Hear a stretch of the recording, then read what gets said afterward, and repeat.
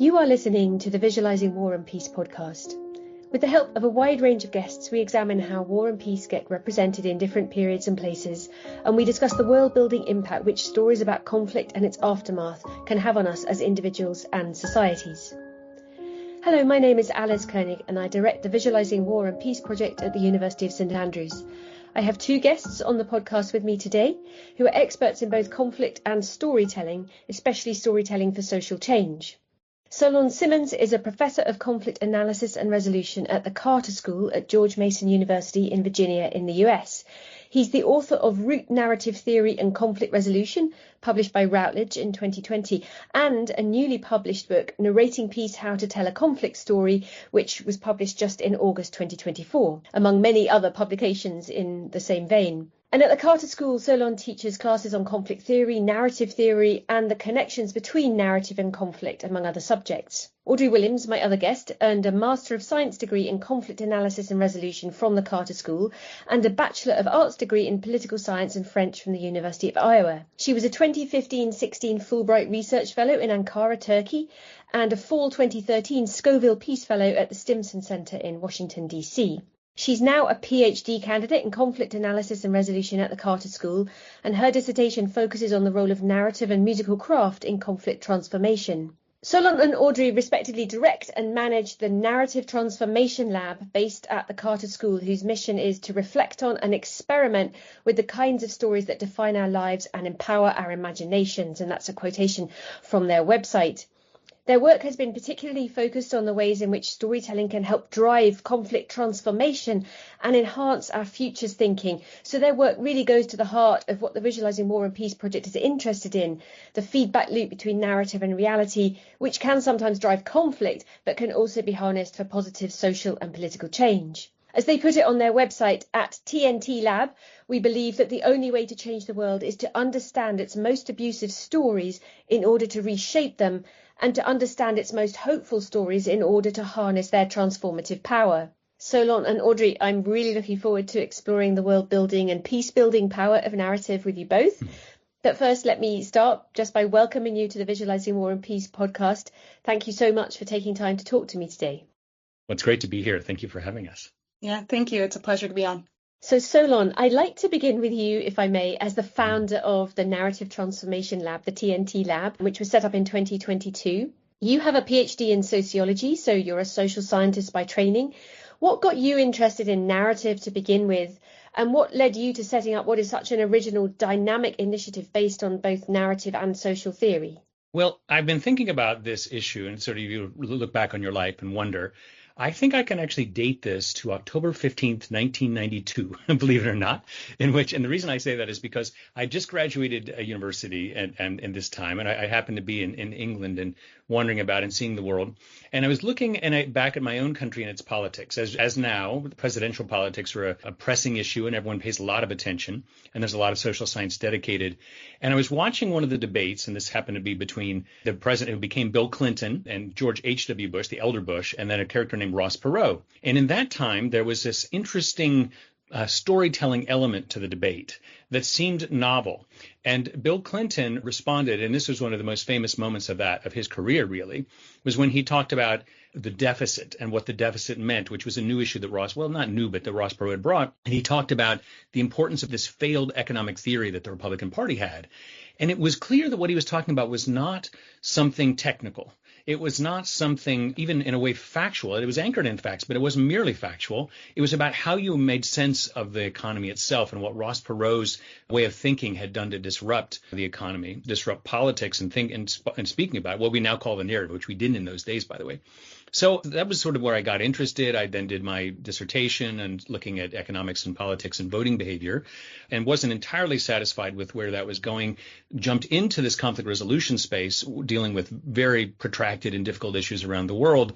And I had a colleague here, Sarah Cobb, who was already starting what became the Center for Narrative and Conflict Resolution. So we joined that, and we've been developing these theories for all these years. Eventually, it became time to launch something new, and Audrey was a student who had a keen interest and is very talented in the area. We decided to launch the Narrative Transformation Lab and focus more on what we often call the craft side of it, bringing together craft and social science in a way that didn't seem to be done for whatever reason, even after all these years of studying narrative. So that's how it all started, and we've been studying politics and the intersection of narrative for a very long time. Thank you. That's a really interesting journey that you've taken there, from analysing politics and economics and as you say, the ways in which we make sense of those through storytelling, not just cold hard analysis, into conflict resolution, conflict transformation, and then the Narrative Transformation Lab. Audrey, you've got a background in peace and conflict studies yourself, but you're also a storyteller, a writer, and a composer. So it would be great to hear how you came to make connections between your political science studies and your wider interest in literature and the arts, and when you realised that the two could come together academically in the research that you do.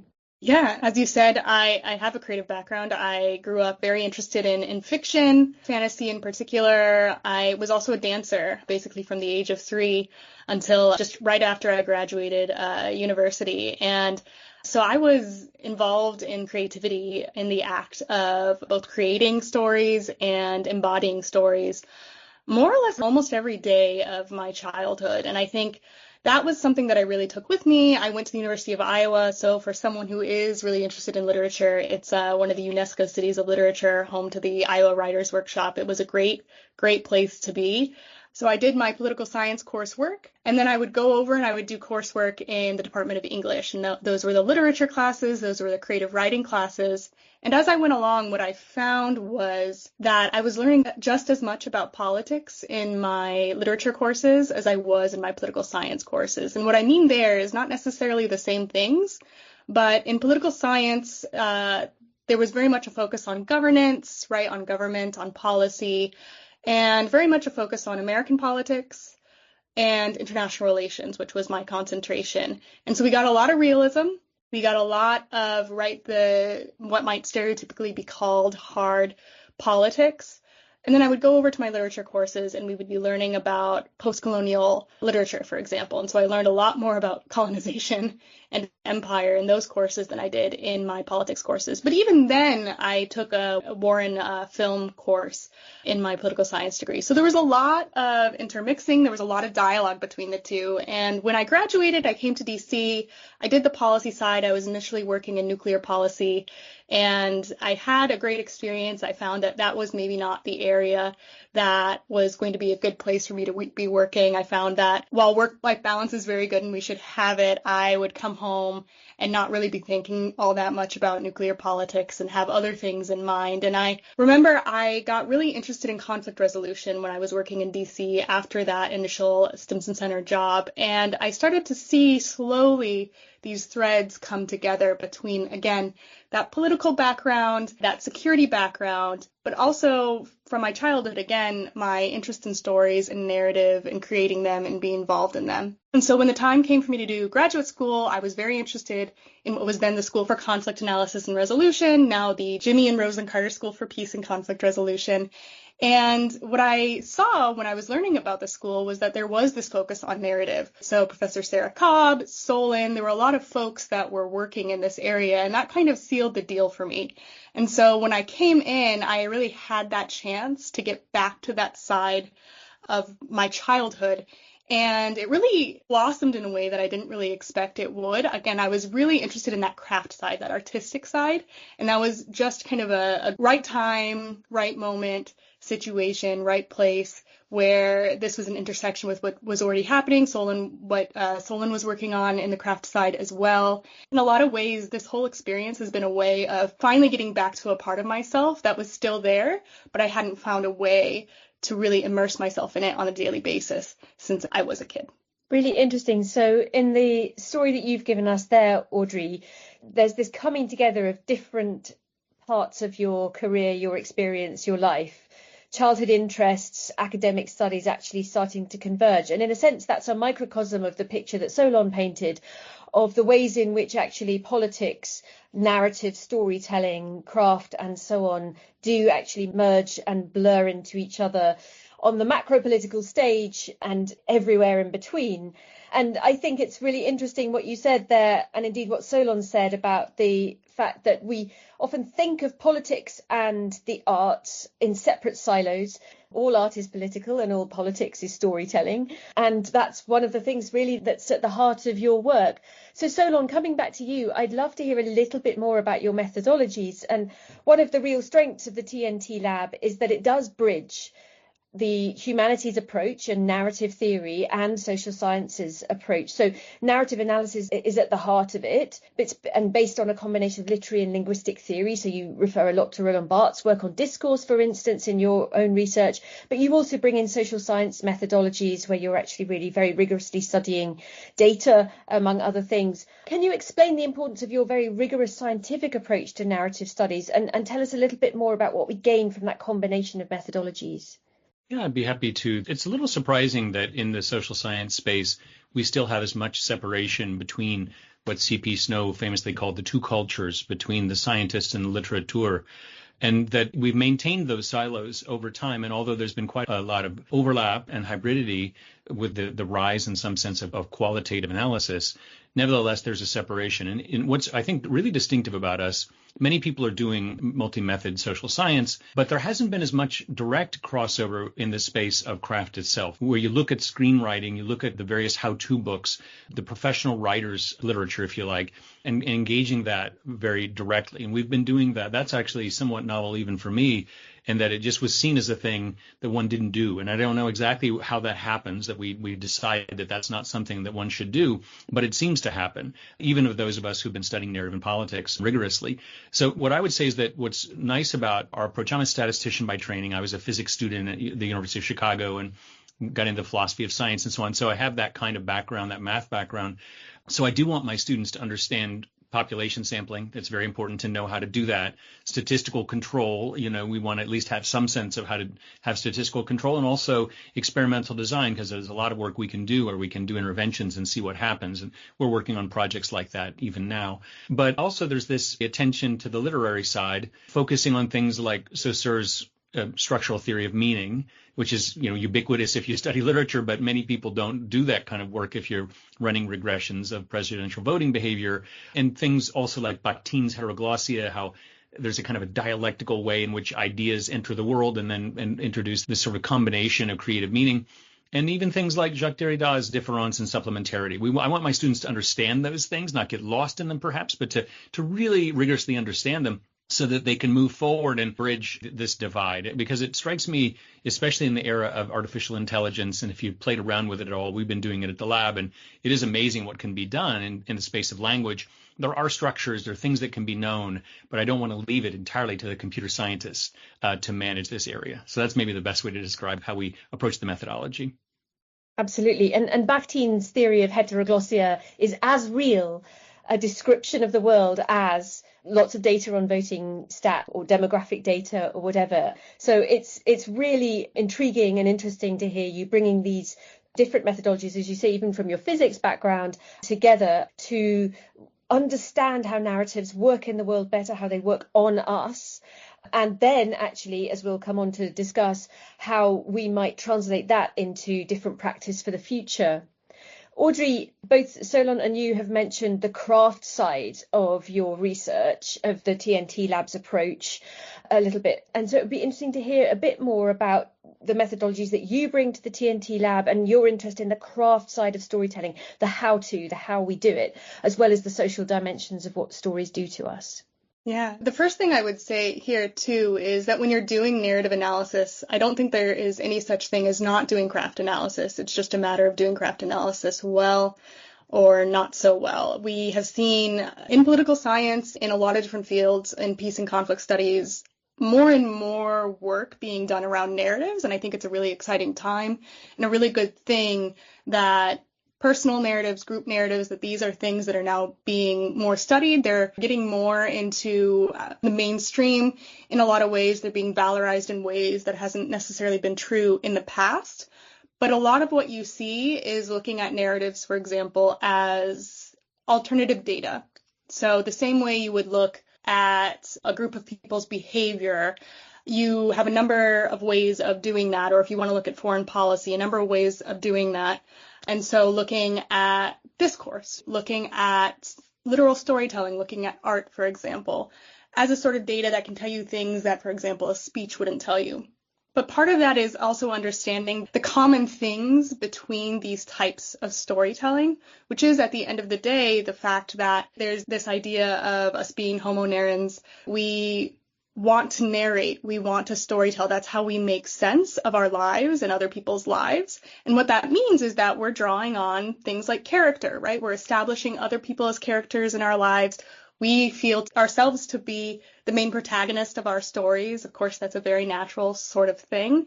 Plot is events strung together with some sense of causation, of A leading to B. And there are any number of structures within literature that you could do this. There are any number of ways that you could create a plot and string those events together. But again, if we're trying to make sense of, for example, history, we have to bring those events into a plot, right? There's something called emplotment that Hayden White put forward in his meta-history, so that we're doing this all the time. That's really the only way that we can make sense of what's happened to us, what might happen to us, our relationships to each other. And so whenever you're dealing with narratives, you are doing some sort of craft analysis. What we do is really lean into that literary side, that art side. If you want to learn how to tell a good peace story or a conflict story, go to the storytellers, go to people who spend their entire days and their entire careers immersed in how to tell a better story. For me, that's looked at, for example, going into the craft essays of different authors, but not just any author, authors who have political ideas at the center of what they're doing, authors who are thinking about social transformation. So I'm thinking here about people like James Baldwin, Audre Lorde, Bell Hooks, Toni Morrison, Ursula K. Le Guin.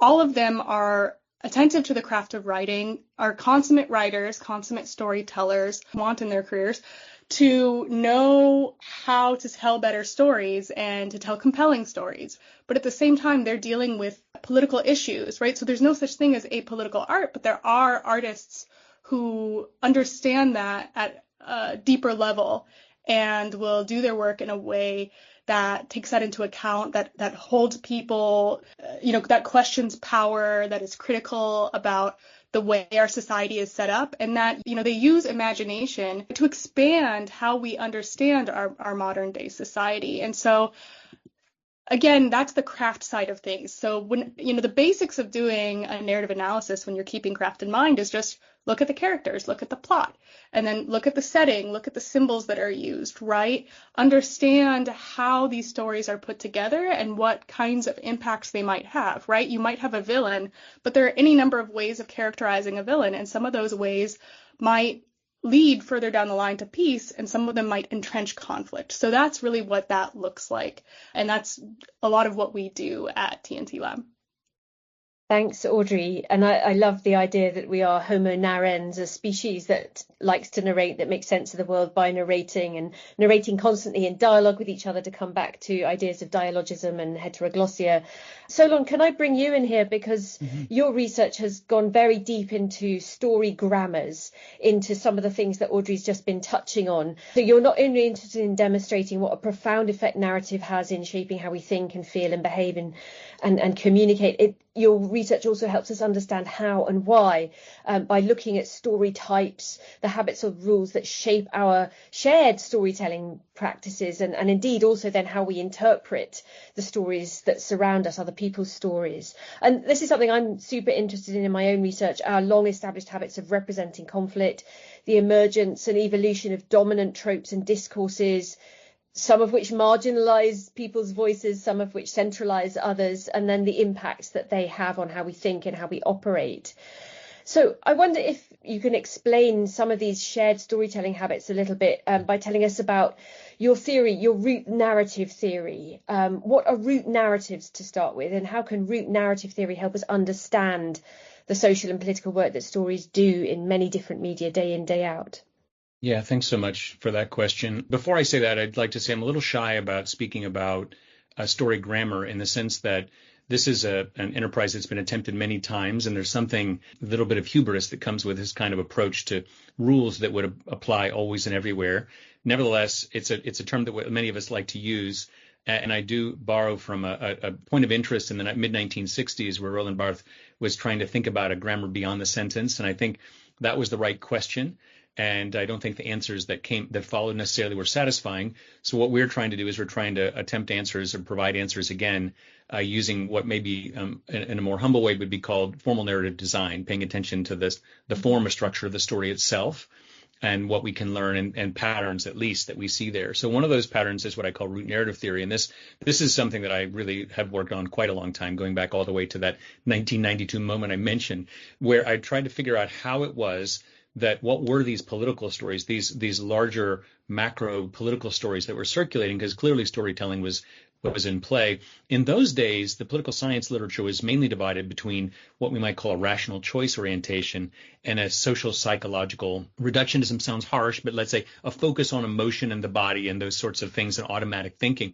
So I was always looking for a third way because it seemed clear to me that the approaches that we had available in the political science literature weren't fully satisfying. And I don't think they are even today, frankly. I'm going to say that. And root narrative theory can be thought of as a way of thinking about political ideas and how they play a role in structuring stories. Now, one thing about root narrative is the way I imagine it is that a root narrative is not like what you might call a master narrative in the sense of something which was invented in a time and place by a particular group of people and that was powerful and then has been continued. So, for example, in the United States, everything that we do has to be related to the American Revolution or perhaps to the Civil War or perhaps to the Civil Rights Movement. That's what I would call a master narrative, because once it happened, you can think of it as dropping a stone in a pool and then there are ripples that play out for some period of time. And if it's a big stone, there are larger ripples.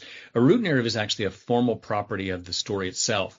So, and the critical idea there is that that these kinds of stories of politics, especially when they concern questions of injustice, have some sort of abusive power in them. That was the insight, that all the stories we see in conflict settings had some conception of abusive power in it, which then gave you your antagonist against which you and your team were the protagonist.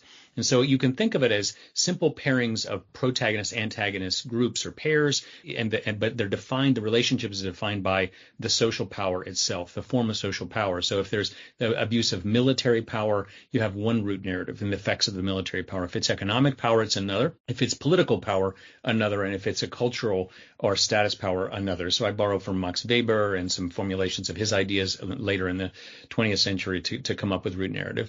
But the easiest way to think about root narrative as an example might be, and this is interesting too. So what it helps you to do is it helps you to differentiate what might be different between the critical class theory of, say, the Frankfurt School in the 1930s and 40s and the critical race theory that we've seen rise in the past few decades. They're not necessarily rival, but they are potentially orthogonal, meaning you could have one without the other.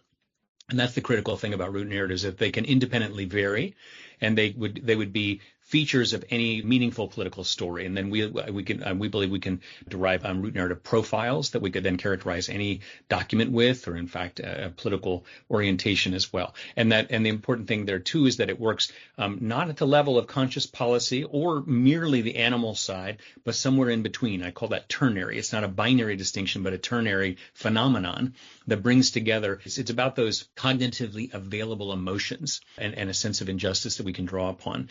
There are 4 basic root narratives, and each is concerned with a different kind of abuse. One of the things that I'm most excited about and what I was able to come up from a terminological point of view are these 2 new words. So if you could ever invent a word and have it stick, that would be great, right? But one of those words is what I call dignitarian.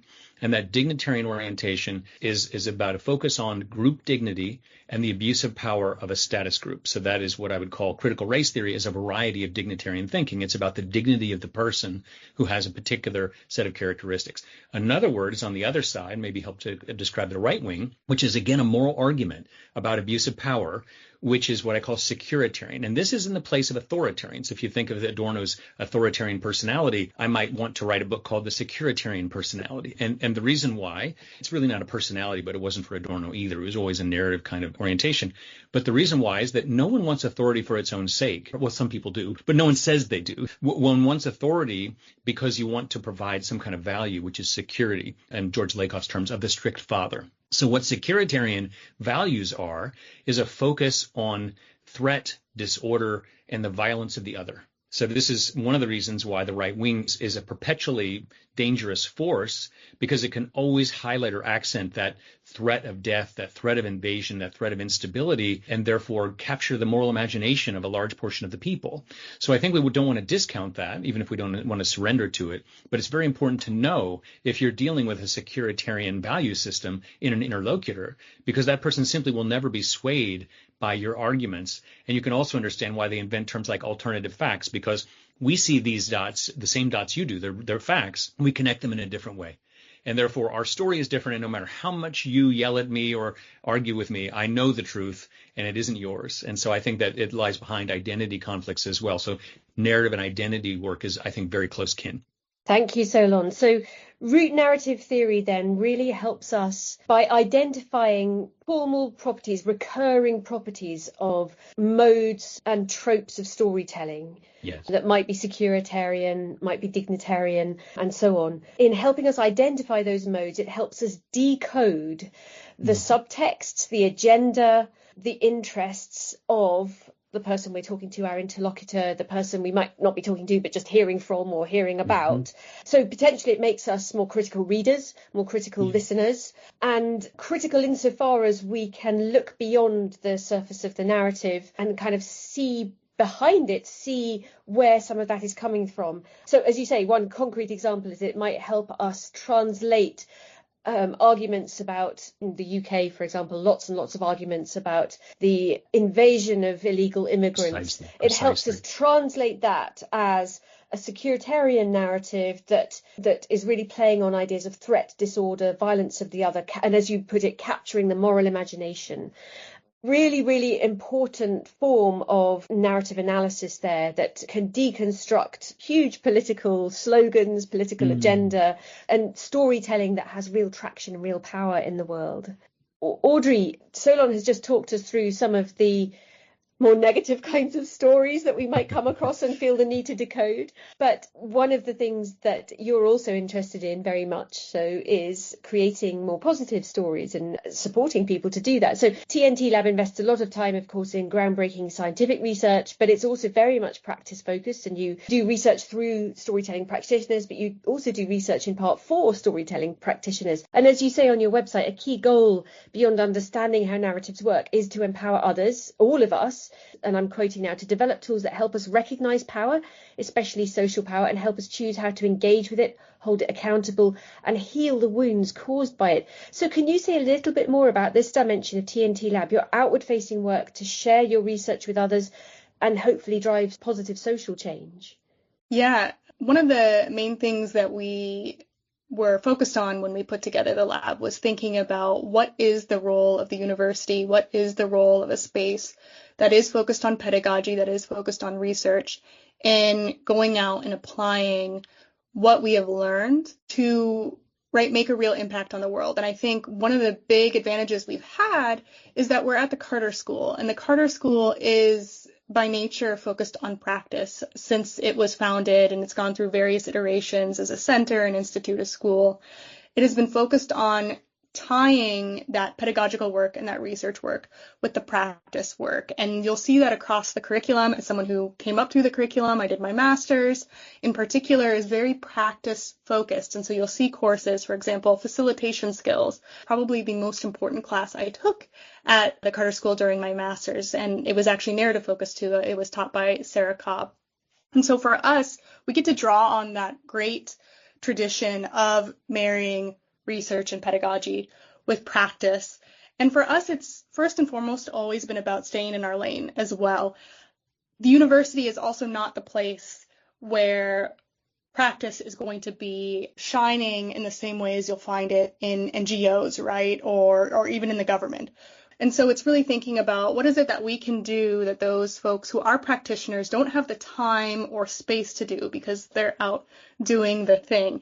And one way we started going about this was creating resources, creating tools that you'll be able to find on our website. Anyone can find on our website. And one of the creative ones is what we call the narrative themography. And this really arose out of the idea that there is some use to something like a glossary for narrative and conflict transformation, but also a glossary is a very rigid sort of thing. We weren't interested in saying, here is the definition, now go use it. We were interested in collating the different definitions out there from different narrative theorists, again, from practitioners as well, from novelists, for example, around things like character and plot, characterization, things like myth as well, and fairy tales, thinking about what is it that someone who might be newer to putting narrative transformation into practice might want to know about how to go about doing that. And really, again, it comes back to if you want to do narrative transformation, you need to understand what makes a good story. And so folks can go to that narrative themography and really get a taste of what ideas are out there. And then from that taste, decide, okay, I think I would like to go a little bit deeper into this area or into this resource. And so we've got different tools like that on our website. Some of those are usable as well. So for example, we have the Justice Languages quiz that draws on root narrative theory. That can be used in facilitations and in trainings and in classes, right? So let's just think about what our different root narrative profiles are. You know, what is your justice language? And then use that as a way to really pick apart the nuances as well of political power, right? Some folks might not be very excited to find out that they have a securitarian flavor to their narrative. But part of that is also understanding that there might be reasons why, right? And so for us, it's also very much about what is the reason why this particular part of narrative or this particular story is compelling? Which story is the best fit? And so that's what we focus on in terms of our own ways of supporting practice. So it can come down to trainings and workshops. For me, I'm really developing right now as part of my dissertation this idea of world building workshops. So what can we learn from the literary side of world building? Literally, what you might do for a world building workshop in fiction. What can you learn there? And then use that to aid in social transformation, right? So you could get folks together, peace builders, conflict resolvers, mediators.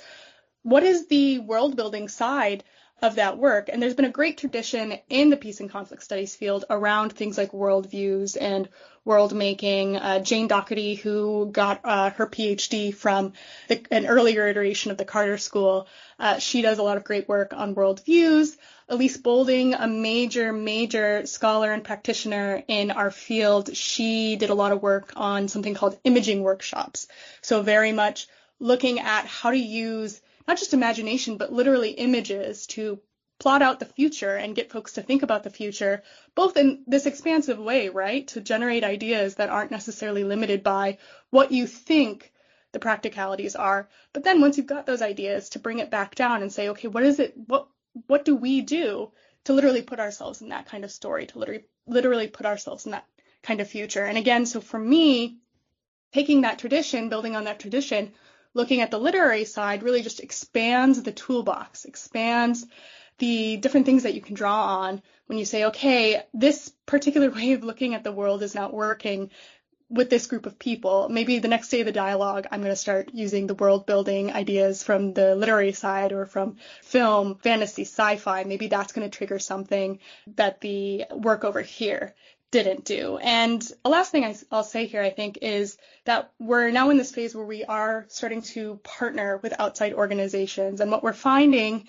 is that in partnering, we're leaning on that strength of our research, and in particular of building out methodologies. So thinking about, well, what is it that we can do to either help build out research protocols based on narrative methodologies for folks then to go use to evaluate the impact of their practice work?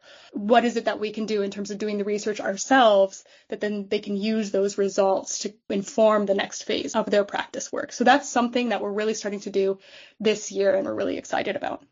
And it's a strange paradox, isn't it, that we know that stories are world building, but proving the impact of new kinds of stories in a kind of granular way over a short period of time to satisfy a funding body or whatever is very, very difficult, because it's both stories, the world building nature of stories is so powerful, but quite intangible, really quite hard to pin down. But it really is very fundamental to the work of the Visualizing War and Peace project too, the feedback loop between narrative and reality. And what you're talking about there connects to what some of our other podcast guests have talked about in the past, futures literacy, the use of useful fiction to visualize possible, plausible, and indeed preventable futures. So the craft side of narrative coming in to do strategic thinking and absolutely to visualize and imagine and build alternatives. It's really interesting as well, Audrey, to hear the various different routes that some of this work can take, some of the tools on your website. So the way in which your justice languages quiz, where people start to think through what rhetorical modes they might use to justify their particular positions, for example, to talk about abuses of power and so on, how that kind of work can feed into mediation, can feed into all sorts of kinds of practice. On the other hand, my students and I know full well how brilliant your themography is for crafting new narratives, and some of my students have crafted fairy tales for peace that have drawn on that themography and have been really informed and inspired by it. Solon, that brings me to your latest book. So building on your work on root narrative theory, as I mentioned earlier, you've just published a brand new book with Routledge called Narrating Peace, How to Tell a Conflict Story. And it starts out by explaining story grammar a bit more, and takes the reader through a range of story types involving struggles, defeat, collaboration, romance, satire, and so on. And it really is practice oriented. It offers practical tools, models, and frameworks for thinking about how stories are structured, how they can get us thinking about conflict in fresh, productive and peace-oriented ways, and so on. I wonder if you could give us a flavour of the book, perhaps outlining a few of the key takeaways that you hope people might take from it and maybe implement in the everyday. Yeah, thanks so much. I'm really excited about this book because it grew very naturally out of the work that we've done collaboratively at TNT Lab and the various prior versions of it. You can think about root narrative theory as most applicable to political struggle. And this book is more about how one might make a decision in, say, a prisoner's dilemma, whether to collaborate or defect. That is, confronting a situation with a partner who you have reason to be suspicious of. Is this the moment where we try to reach a deal, or do we raise the volume, create good trouble, and do something to try to change the world, even though we're being confronted by someone who would like to see us fail? So I think that's a tension in the field. Often peace people are seen as pacific, that, always going to go for this cooperative kind of solution. But in fact, it's often not true that we do that. Sometimes constructive conflict is just far more productive, and taking to the street or amplifying certain marginalized voices is critical. So that's become more important to the work of our colleagues. But I don't think we had the theoretical tools to specify when we're doing what and why. And so this book probably began because I was perplexed by what was happening in the field. So there are a couple of theoretical takeaways that are pretty simple, actually. So this book has the advantage of being a very straightforward book in some ways. The data for the book, it does have data, are 4 films and 4 novels. So what happens is that you have access to the data as much as I do, and you can work through those films and novels. And what I do is I play with this concept Audrey mentioned earlier of emplotment, drawn from the historian Hayden White's work, that is pretty well known, but is in some sense not as well utilized as it should be. I situate it in the work of the literary critic Northrop Frye, and I call what they do the Frye-White hypothesis. So it's meant to be a hypothesis about how language works and about how stories work, and therefore a feature of story grammar, if you like. And what it does is it breaks all stories that you could possibly tell into 4 types. Now, it's a 2x2, and the 2x2 differentiates between different types of relationships between the protagonist and antagonist. So the story will either, and by the way, these are all hybrid potentially, but in the ideal type, you'd have a distinction between an antagonist who is an adversary or a villain, and one who is not particularly culpable and who might be corrigible and who might simply represent a problem that should be solved for both parties. And so that's a critical distinction and informs our analysis or definition of the situation, and therefore what we ought to do. Because if the other party didn't mean to cause the trouble, if they knew, they would certainly try to resolve the problem, and we actually care about them, then perhaps we would want to engage in a different way than if we're facing a notorious villain who would just like to see suffer. And so that's very important, but you'd be surprised how often, even in, say, abstracts for political science journals and sociology journals, these things are sort of smuggled in at the research question level and not critically examined. The other distinction for the 2x2, so those are two big types. Perhaps the biggest takeaway is between a happy ending and a less than happy ending, a hopeful ending and one which is not. And both of those, I think, that's a powerful tool. We haven't fully thought through the uses of the happy and unhappy ending. My favorite example in the book for the unhappy ending is The Handmaid's Tale. The Handmaid's Tale, if you've ever read it, or it's important, though, to say read it versus seeing the Hulu series or even read the sequel, because The Handmaid's Tale ends very badly. It doesn't have a happy ending. And therefore, the person that we've invested our hopes and dreams in through the course of the story goes through a very difficult journey. And by the way, the power structure she's facing is really contemptible.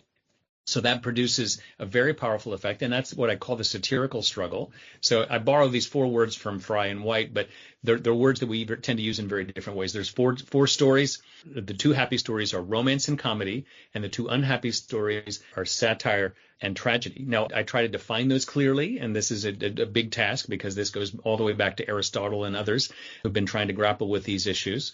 But I try to define them clearly the way that Fry and White both did, use this 2x2 typology to dimensionalize them, and then work through the specific plot conditions that you could change. You could emphasize in your story one direction or another to push the story toward one of these, especially more collaborative versus more adversarial modes. So that's the basic story of the book, I would say. There's a lot that does happen in it, and I use very concrete examples that you could go and check and see if they grok with you, if it makes sense with you that these are working in that way. But that's what we're trying to do with the book, and it's meant, again, to empower ourselves. So it's not merely about strategic communication, I would say. It's about thinking through a case yourself. And what is my analysis, for example, of the right-wing authoritarian movement? How am I engaging it? What should I do, and in what circumstances, so that I can be more effective in what I do, as opposed to simply knowing that, well, we tell struggle stories and try the best we can to defeat our enemies or what have you, and missing opportunities that might, in fact, be there if you were then to borrow things like the justice language from root narrative and situate your facts in a way that's more palatable, perhaps, to your audience in that moment and create new stories. So that's really where the new book is going. Thank you, Solon. It's interesting, isn't it, that it feels like more than ever in political debate, in political conflict, we talk past each other. Mm-hmm. And in a sense, I think one of the things that your book is doing is offering us an opportunity to reflect on how we can change that. It doesn't mean that we have to adopt the same narrative techniques as the person we're trying to persuade, but we can better understand them, and then we can deploy techniques of our own that don't involve talking past. And I think you mentioned a similar example earlier to the one I'm about to raise, which is, again, taking the crisis around how we talk about asylum seekers and refugees in the UK as a case in point. So often people who are in support of being kind to asylum seekers and refugee communities quote statistics which underline the fact that in actual fact they make a net contribution to the economy, service the NHS in the UK and so on. But those statistics just don't land with people telling a very different kind of conflict narrative from the other perspective, which is all about threat and invasion and so on. So, yeah, really interesting to think through your book, to think through the rhetorical techniques that we adopt in our everyday lives and how we might subtly adapt our story types, our story grammars for more effect and perhaps for more collaborative, but sometimes maybe for more combative peace building. And that issue of the happy, not happy ending, I'm glad you raised that as something that we need to keep thinking about, because if we think about peace stories in particular, conflict stories often end at the point where the guns fall silent, the actual fighting, the conflict has stopped, but we don't go on to tell the much messier, slower, harder work of peace building intergenerationally. And it would be really interesting if we experimented a bit more with that. Audrey, do you want to come in on any of that? One thing I will say, and this is kind of getting at some of the thinking that I've been doing about just the difficulties of this, is that there's a certain complexity to all of this, right? And so a good story has complexity to it. And so taking that example that you've given, right, in that, statistics are not landing where well-crafted stories might. The other side being looking at the narrative ecosystem. So, for example, what kinds of stories are then we allowed to tell about certain folks? So for refugees, what kinds of stories are getting told? By whom? What kinds of stories are we allowed to tell? What kinds of stories do folks think are going to land well? And the ways in which, even when you're telling an empowering story, or even when you're telling a positive story, maybe that still limits the narrative ecosystem around that issue, because there's still usually dominant majority groups of folks are allowed to be more complex, right? There's any number of ways that you can be part of this group. Whereas minoritized groups, securitized groups are really collapsed into certain storylines. And right now I'm thinking about Palestinian folks, Palestinian communities, and this has been true for decades and decades and decades, but is especially true right now, especially visceral and especially painful, this idea of having to perform victimhood, to perform pain. And what's really difficult is that we are in a narrative ecosystem where we have access to each other's stories on a level that we had never before have, right? With social media, you can literally be transported into someone's living room. And it doesn't seem to really be moving the needle as much as you would hope, in that being able to see literally what is happening to folks, right? And such painful images is still not seeming to be enough to stop that kind of pain, to stop that kind of death. And so it really brings to mind again, who needs to be a victim, who needs to be seen as being a victim, right? Who gets the benefit of privacy? Who gets to be understood to be a victim, worth sympathy and worth seeking justice for, without having to have their pain broadcast on a million social media accounts, right? And so I think that's the other side of this too, is looking more broadly, not just looking at single stories, but looking more broadly to see how they hang together and to identify the different nodes in terms of, okay, we're seeing this gap over here. How do we fill in that gap? How do we see it critically? Who needs to be involved? So some of it is just getting folks used to and comfortable with the idea that there is complexity and people don't have to be perfect victims in order to deserve to lead good and safe lives. Absolutely. Such important points there. That narrative ecosystem, as you say, which is a whole set of rules and expectations beyond the narrative level. And I was talking earlier about if we understand story grammars better, we might change our own mode of communication. But that's a very privileged position to be in. This assumption I have that I'm free to change my story grammar and to adopt other people's habits or to adopt different methods. Not everyone is, you're absolutely right. And some people are under different kinds of expectation and different kind of constraint, have different kinds of platforms. So a really important point to bear in mind. Solon, we've mentioned already in this conversation the sort of effectively the narrative turn in social studies, in peace and conflict studies. There is a growing interest in the use of narrative as a tool for peace building and social change, both in academia and in practice. And this is something that we've touched on in the podcast in the past. There are ways in which we're actually even publishing in more narrative ways. So it's more acceptable now to publish an academic article as an autoethnography, for example, and research methods that are about body mapping or autoethnography are much more accepted than they used to be. So lots of positive progress. The conscious use of narrative as a tool for positive change has gained traction.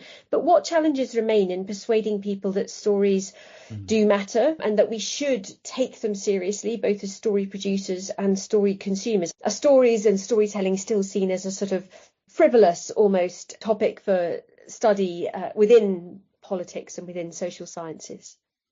Yeah, great question. I think about a lot of my colleagues will ask me the question, well, why narrative? Everything you're describing sounds so interesting. You're studying media and how arguments are made and rhetoric, but why do you need this thing narrative? And isn't this really just the latest fad? I suppose it could be. And I think that narrative is now the term that many of us are using. And of course, I did some web surfing today and see people yelling about who owns the narrative and controlling the narrative. So it's very much of the moment. But I think that this term is better than many others that we used in the past, whether it was, in some sense, ideology was a word that we used to use quite a lot in the same space and became something that someone else has rather than what we have. Narrative doesn't have that problem. Propaganda is another word that fell, into disuse and is again seen as negative. Even in the introduction of narrative and the formal analysis of, just as a little anecdote, when I wrote a book in 2013, I analyzed the politics show Meet the Press, and been able to go back through the records and just the way things were kept. I could watch, listen, or hear every single episode going back to 1947. And watching that And in the recent history of studying this thing and thinking about narrative, never once was the word narrative used in the way that we use it today. And that's just interesting. And then sometime around 2015, it all changed. And now we all talk about narrative. So I think it's an important concept. Every time we develop a new word for this thing, we tend to reduce it to a pejorative. So now we have false narratives. Again, maybe you have narratives and I have facts or policy. So I whatever we want to call it, I think we need a term for it. We need to attend to its particular characteristics. The other side is the people who do take narrative seriously, let's say in literature departments or in language and literature spaces and what have you. Going back to the two cultures, there's a bit of an allergy with the social science side. So there's always this idea of deferral of meaning and that things are more complex and that you don't want to reduce them to statistical method and what have you. And I think we're in a time we don't have that luxury anymore. The university is changing. There are different kinds of pressures. And, we see ourselves very much in dialogue with and collaboration with our colleagues in the humanities, as well as in the social sciences.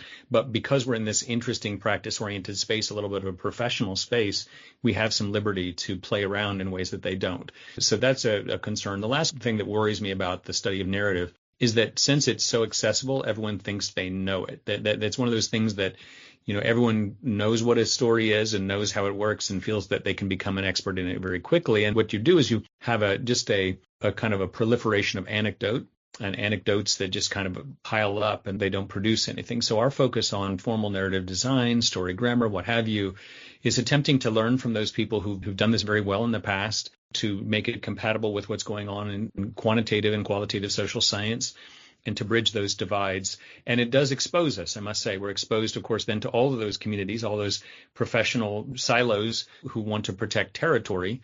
And so we find ourselves trying to make peace quite often just with our intellectual colleagues as much as anything else. Interesting, absolutely. But yes, we don't have the luxury to keep fighting over narrative as a concept. As you say, it's such a powerful driver. And with social media, the power of narratives in the gaming world, the ways in which we're socialized by narratives from an incredibly tiny age. This is the first thing that we're socialized by and through storytelling, the stories that we hear as we start to understand words and reproduce them ourselves. They have a powerful impact on us. So fighting over who gets to study narrative and how is somewhat counterproductive. Audrey, you've already mentioned some of the tools that TNT Lab offers to help people wrestle with narrative and think about producing stories for positive change. As I know from my own research, we're often attracted to some kinds of narrative more than others, to stories that are full of danger and peril and archetypal heroes and good-evil dichotomies and clean resolutions. And those elements are very easy to embed in narratives of conflict, but much less so in narratives about peace building and social change. So thinking on the craft side and on the practice side, what do you think are the main challenges of trying to implement storytelling for peace, justice and social change? And how can we win more audiences over to this kind of storytelling too?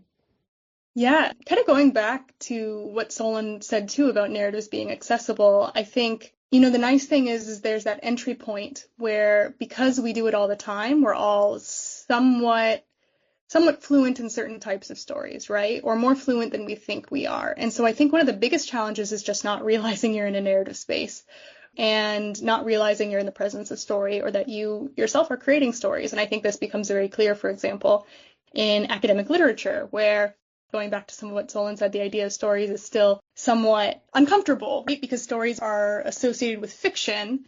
And we assume that fiction can't teach us anything, or fiction is make-believe, or fiction is kind of frivolous, going back to a word that you used, or fiction is for entertainment, is for a good time, but now we got to go do the real work. And so I think some of it is just, one, understanding that fiction is not something that can't teach us anything, but two, just being able to understand when we are in story, and then going back to the point about formal narrative design, what kind of story? And I think the other side of this too is becoming fluent in the capacity to change the story, to change the moves you're making.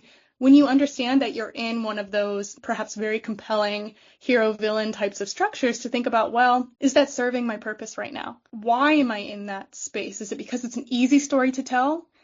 And the thing is you don't necessarily have to make the decision to leave that kind of story behind, right? There might be very good reasons that you're using a hero-villain construction. But now you can tell it better, right? So I'm a firm believer that hero-villain stories, they don't have to require dehumanization. storytelling is also about leaving the door open for the next story. And I think that's particularly important in our field where, for example, we often see the happily ever after ending, but we have a hard time imagining what happens after. Or sequels would then go into that and show, actually, but there was more conflict. And so we think of the happily ever after, we think of peace as either the ending of a story or just kind of an ending that's not all that interesting, right? That it's the ending because we don't have anything more to tell. And I think that can be very dangerous because if you think of a peace treaty, for example, we're just desperate for documents, really documents that are going to get us to the end and then get us in a space where you don't have to think about this anymore. But that's just not how real life is. And we know that even in our personal lives, right? And so I think some of it too is understanding that there are different types of stories for different types of situations, leaving the door open to other types of stories. And I think as well, what are the compelling stories out there that kind of defy some of these norms about hero-villain, for example, what feels very mainstream, what feels very exciting, without getting rid of what is compelling about those stories, right? And I think a really great example of this is Doctor Who, where the point of Doctor Who is not to, you're not supposed to feel just depressed after watching it, right? You're not supposed to feel like there isn't hope. Doctor Who is really all about leaving the door open, not least because it's still going and has been going for so many decades. And it's really interesting because it's also not a show that is easy on people, really. It's a show that's very much about showing that human beings are complex, that all types of beings are complex, right? That's a central motif, right? Is how are humans over here dealing with other types of folks who have rights just like they do. And the Doctor themselves, in any number of iterations, especially in New Doctor Who, is a very complex figure, has committed mass atrocity, and so spends a lot of time reconciling with that. And that's really the Doctor trying to heal, in part because the Doctor has been involved in so much pain. And so it's a really great example. And I think finding the examples that are like that out there and really figuring out how to create an ecosystem for those is really important. And I think it's high stakes because, for example, I've been doing this thinking and I was looking it up recently too, in that there are a lot of different organizations that are already involved in the entertainment industry and understand that the intersection between conflict and peace and entertainment is a really important one. Like the U.S. Department of Defense has a media office, an entertainment office. It's not just about, interfacing with journalists, it's about interfacing with Hollywood. It maintains that kind of office because it's important for them to understand that that's a space where they want to be involved in the narrative. Any number of ways of saying this, control the narrative or be involved in it. I'm also thinking about world building. So if we think about J.R.R. Tolkien and Lord of the Rings, there's a type of technology, magical technology called a palantir. It's a crystal ball and it can kind of see into the future. It's something premonitory. It gives people access to see things that they might not otherwise be able to see, but it's also very corrupting. It's this idea that you have to be particularly strong of will to be able to use it. And there is a company called Palantir Technologies, and it is involved in a lot of different things, including providing intelligence that is useful to the U.S. military. And it's not a coincidence that it's called Palantir. It comes straight from the Lord of the Rings. And so to the point about kind of the world building and that being reality, that's just a very clear example. And it's not, again, a frivolous decision. It literally guides the mission of this organization. So I think part of that, too, is just understanding this is already happening. And I think for folks in our field, by understanding that, we need to kind of get on board because other people are doing it well. And if we're not doing it well, then we really don't stand a chance for creating these better stories, creating these better realities through these better stories. Yeah, so these intersections and this interplay between narrative and reality are going on all the time. And, Lord of the Rings, like Doctor Who, is one of those narratives that has been reproduced, reinvented, is being remade all the time as well. There are lots of opportunities there for open door storytelling, for storytelling that might involve even greater moral complexity or character complexity, that might explore more peace endings that aren't just the end, for example. But as you say, there is momentum in other directions sometimes.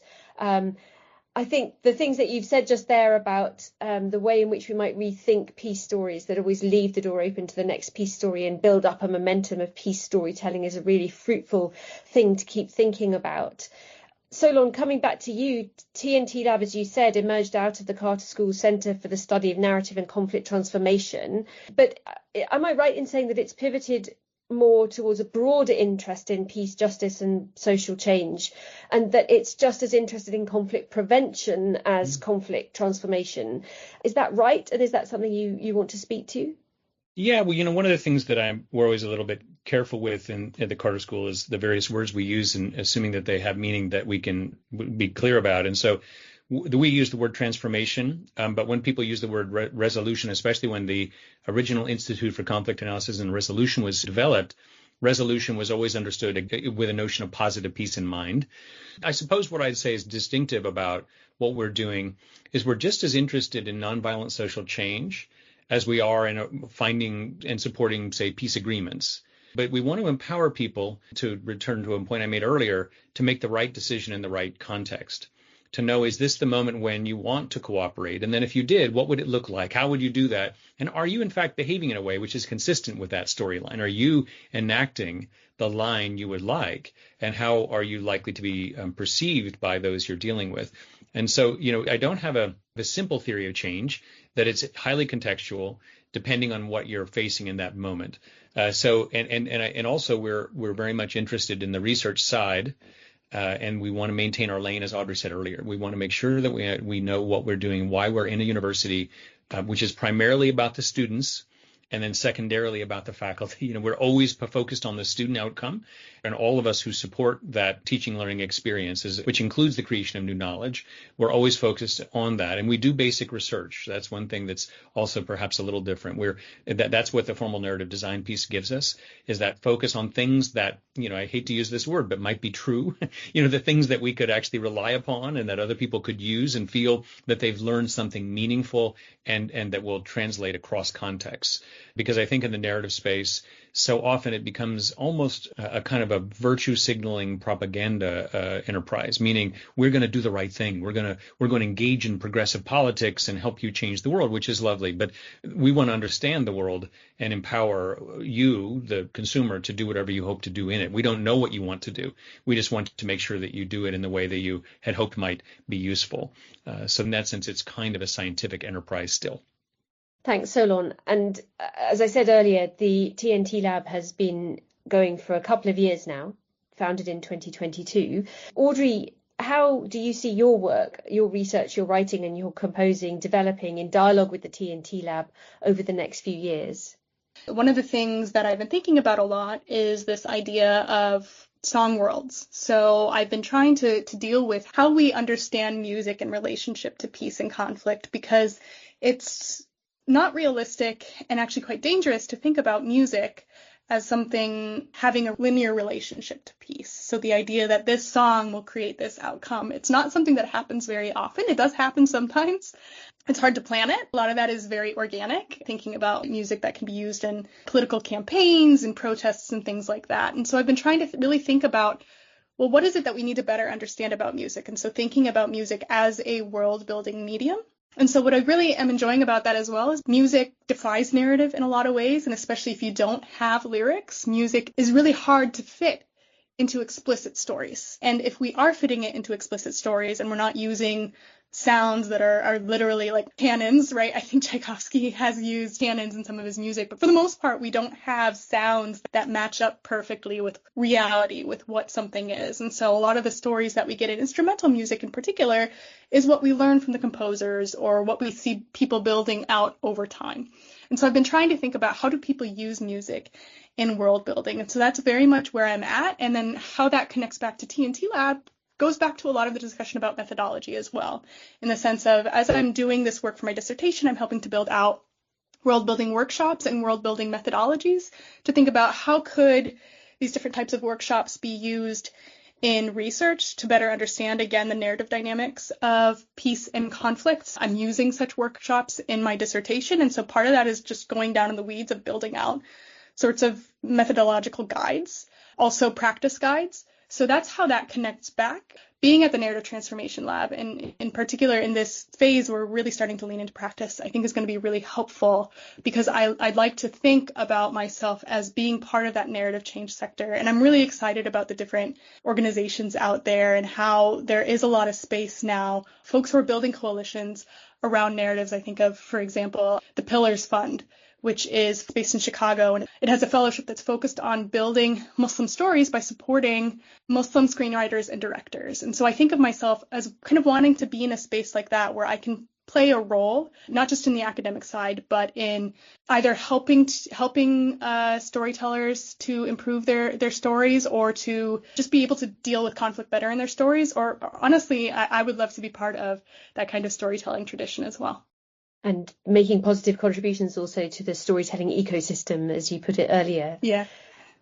Solon, a final question for you, if I may. What's your vision for the TNT lab going forward? What work do you hope to see it do over the next 5-10 years?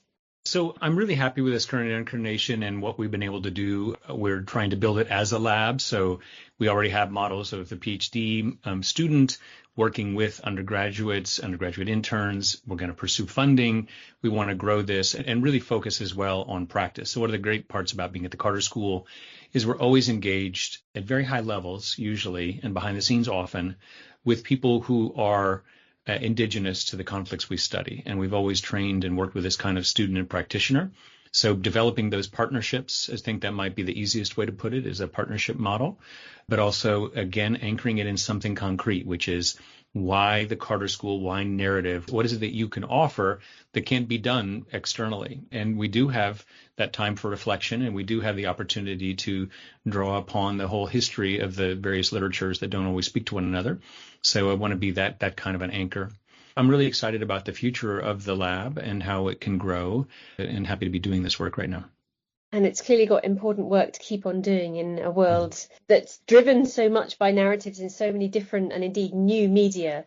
Thank you very much, Audrey and Solon, for talking to me today. It's been fascinating to hear about your research, about the ways in which you've been really analysing, getting to grips with and helping other people understand formal narrative design, and the ways in which that then translates potentially into practice, into individual personal everyday practice, the way in which we might as individuals understand the stories that we're consuming and telling, but also into wider thinking about the narrative ecosystems that we exist and operate in, and that we can change, that we don't have to be fatalistic about. So it's been a really fascinating insight into the ways in which narrative, politics, peace and conflict studies can meet really productively. And you've got me thinking a lot more, and some really interesting new ideas about narratives for peace building going forward. So thank you.